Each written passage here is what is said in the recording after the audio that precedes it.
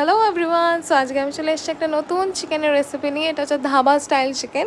তো এই চিকেনের রেসিপিটা বানানোর জন্য আমি সবার আগে নিয়ে নিয়েছি 700 গ্রাম চিকেন। সেটাকে কাটা আছে আর এটাকে আমি ম্যারিনেশন করার পালা। এবার তার জন্য কিন্তু আমি শুধুমাত্র হলুদ দিয়েই ম্যারিনেশনটা করছি, কারণ নুন দিয়ে প্রেফার করছি না, কারণ অনেক সময় জল ছেড়ে দেয় চিকেন থেকে। আর তার সাথে আমি এখানে একটা গোটা মশলার একটা ভালো করে একটা মিক্সিতে পেস্ট করে নিয়েছি, সমস্ত গরম মশলা, গোটা গরম মশলা যাবতীয় যা যা থাকে। আর সাথে আমি এখানে পেঁয়াজগুলোকে কুচি কুচি করে কেটে নিয়েছি, রসুন কেটে নিয়েছি।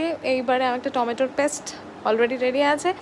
এবার প্যানটা যখনই গরম হয়ে যাবে তখনই আমি এখানে ঘিটা ঢেলে দেবো আর একটুখানি সাদা তেল, তোমাদের যে ঘরে সানফ্লাওয়ার অয়েল থাকে সেটা দিয়েই বানাতে পারো, অলিভ অয়েল থাকলে আরও বেস্ট।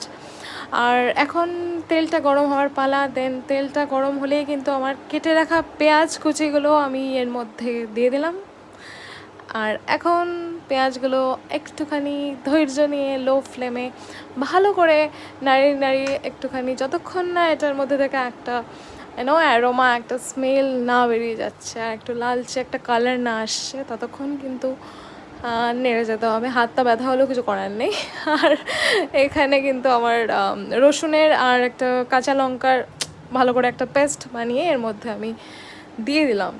আর সেখানেও আমাদের ধৈর্য নিয়েই এটাকে নাড়িয়ে যেতে হবে, স্টার করে যেতে হবে।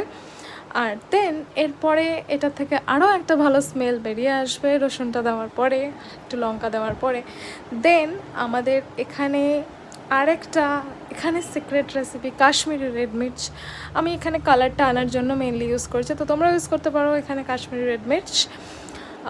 সাথে হলুদ দিলেও দিতে পারো, বাট আমি এখানে দিনই অলরেডি ম্যারিনেশনের সময় আমার দেওয়া ছিল। তো এখানে অলরেডি কালারটা কিন্তু আমার আসছে, সুন্দর করে আসছে। আর এরপরে আমার পেস্টটা কিন্তু আমি এখানে দিয়ে দেবো, গোটা গরম মশলার যা যা পেস্ট আমি এখানে দিয়েছিলাম সেই পেস্টটা আমি দিয়ে দিলাম। দেন ফাইনালি আমার চিকেন আমার এখানে দিয়ে দিতে হবে।